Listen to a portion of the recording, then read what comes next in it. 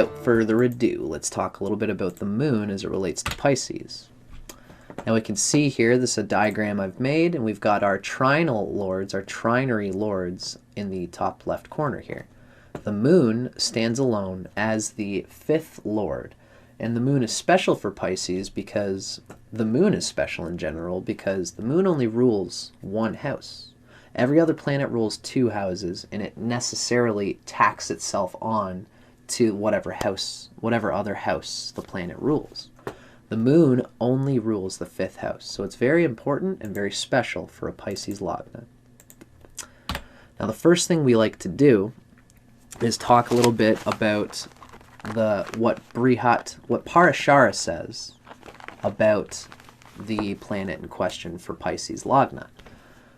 So Parashara is the ancient sage who informs us of these character qualities for all the planets as relates to the lagna, the ascendant.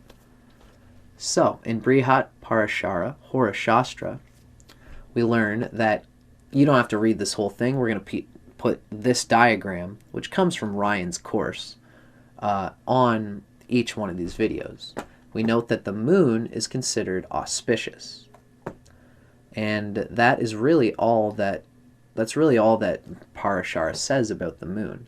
But it is still saying a lot because the only allegedly auspicious planets are Mars and the moon.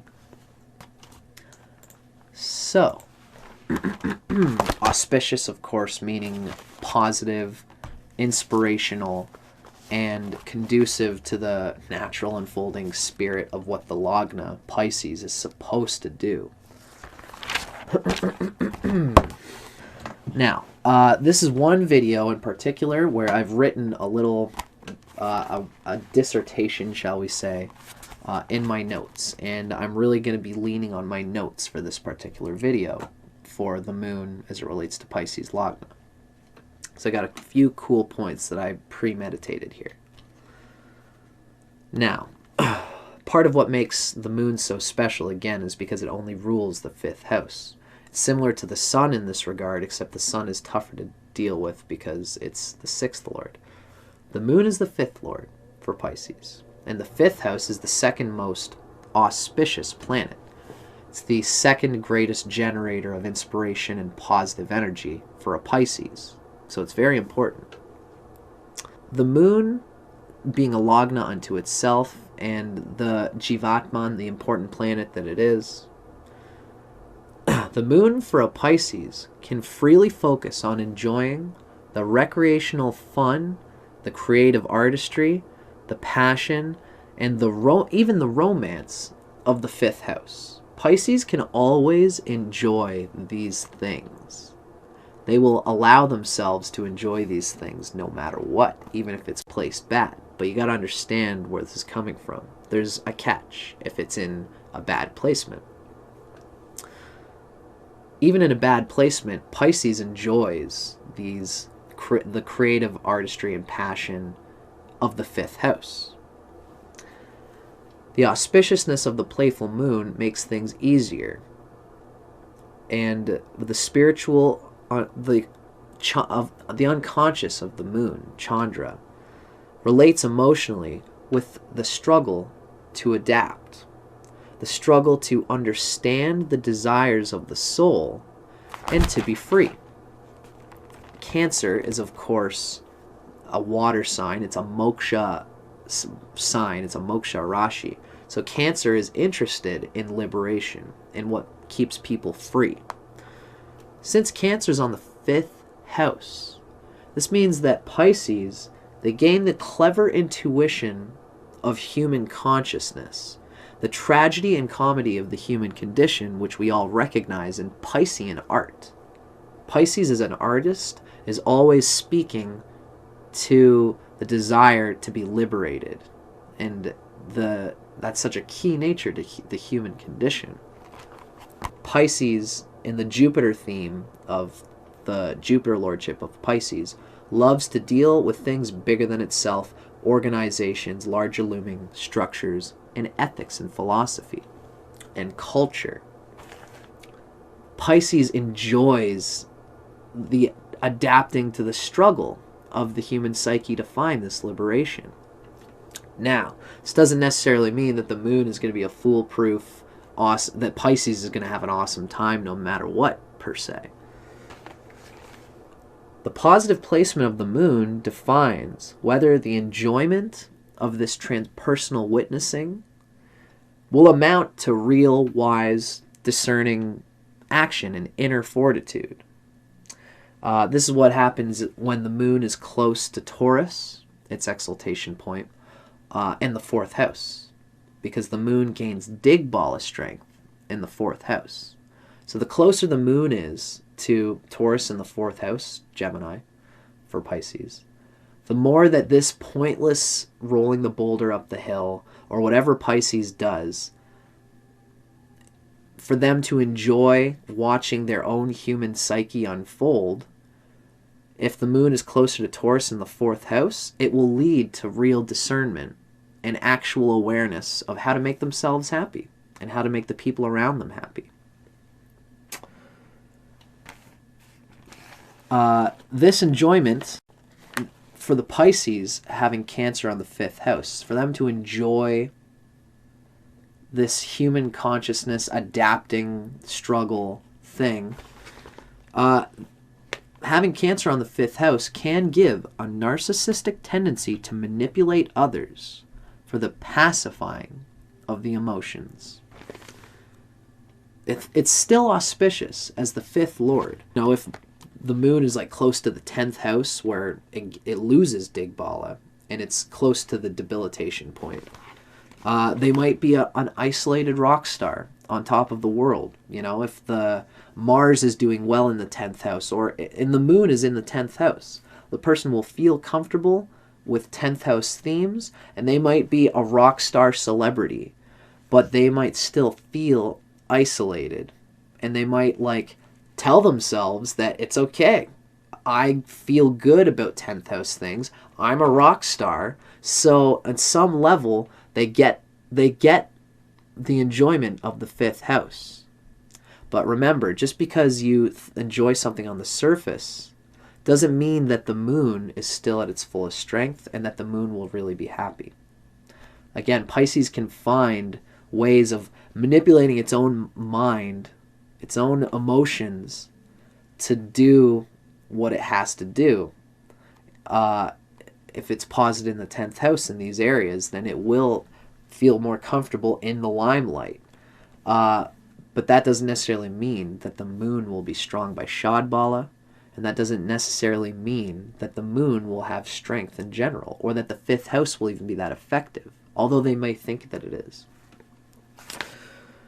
Pisces depends greatly on this 5th house for its dharma, its inspiration, and its positive reinforcement. Pisces deeply enjoys and is karmically attracted to wherever the moon is, because it's the 5th house lord. So this can help Pisces, especially if it's well placed. It can help them to get through the worldly struggles that they go through with positive humor. The problem occurs when the moon is closer to Scorpio, where it is debilitated, or closer to Sagittarius, where it loses Digbala. Also when it's associated with other evil house lords, like the 11th lord Saturn especially, or the 3rd lord Venus also especially, because Venus and the moon don't do well together, or the 6th lord, the sun. Being close to the sun also hurts the moon here for a Pisces, because the sun is the 6th lord. So in these moments when it's not placed well, the desire of Pisces to enjoy its own human psyche and just to feel enjoyment of the moon, they will manipulate people and their environment and their world to tell them that they are good, that they are lovable. This is where you might find a Pisces ascendant who, because of the leaning on the 5th house thing, the desire to feel good from others, if it's in the 10th or it's in Sagittarius or Scorpio where the moon is debilitated, the scorpionic capacity here desires to manipulate the world to tell the Pisces that they're doing good and that they're loved. You know, they set up a bunch of mirrors and then they paint smiles on them and say, oh, look, that seems to be what's going on here. I seem to be happy. But we know that the moon's true capacity to feel good within itself doesn't come from manipulating the world. It comes from learning and adapting to what the people close to the Pisces want. The more the Pisces, the closer the moon is to debilitation in the 10th house, the more the Pisces finds people who and seem to do well with this manipulative desire that the Pisces wants them to be. But if the moon is in Taurus, or closer to Taurus, or closer to Gemini, Pisces' 4th house, that's when the Pisces gets this enjoyment out of seeing how people actually are, out of observing others rather than manipulating the world to love them. Pisces begins to learn when the moon is closer to the 4th house, what is it that people love? What is it that these people close to me really enjoy? And it's in those moments that the 5th house discernment theme, the 5th house is about intelligence. It's about extracting a discerning understanding of the sign, being Cancer in the moon. So it's when the moon is closer to Taurus, which is the 3rd house, and Gemini, which is the 4th house. This is when the moon doesn't feel addicted to this artifice of happiness, and they take the diligent time, they're guided to take the diligent time to contemplate and say, what really would make me happy? And what tends to really make Pisces happy in its emotional realm. It's different from fulfillment because, again, Pisces loves to work for the transpersonal, bigger things than itself, than for its organizations, for its religion, for its philosophy, what have you. But when it comes to the Pisces' personal happiness, outside of all that, the feeling of love, the feeling of a home, comes when the comfort of the moon is closer to the 4th house. Because then they will be compelled by fate to think deeply about themselves and the people close to them. Outside of all those big agendas and big dreams and ambitions, when the Pisces is thinking about what makes me happy, they should be thinking about, what does my brother love? What does my sister love? What does my aunt and uncle and my children, what do they love? And they spend time giving their love to these people because that's a part of the big metaphysical thing of transpersonal love that Pisces is all about. So, as a Pisces, you are better served not to look through knowledge for the artifice of love. You are better served to just look at the people around you, contemplate on what you can do to serve them, and to blend that with your ambitions to serve the Lord or the world or the people of the world. Because it's good to even combine all these things, to help the world through the love and nutriment that your family and the people close to you give you. Because the people close to you, you might not think, even if you've got your moon up in that 10th house, you might not think that the people close to you are that important, or that they're surrendering your happiness to them is as spiritually functional. But for you, as a Pisces, it actually is. Your brothers, your sisters, your family, you will find more satisfaction in your 5th house, and your creative expression will be better by giving it to the people close to you, and not just giving it all the time to your art and to the big projects that you are so ambitious about. The moon is always going to be better when you take the time to contemplate and have a closeness to the people who hold you up. And then you can have the emotional nutrition and support and energy to do those high-flying things that you desire to do as an ambitious Pisces. That's my rant for this moon and for this dimension of Pisces. I'm Dustin Cormier. Thanks for watching, folks, and thanks for Ryan for letting me be here.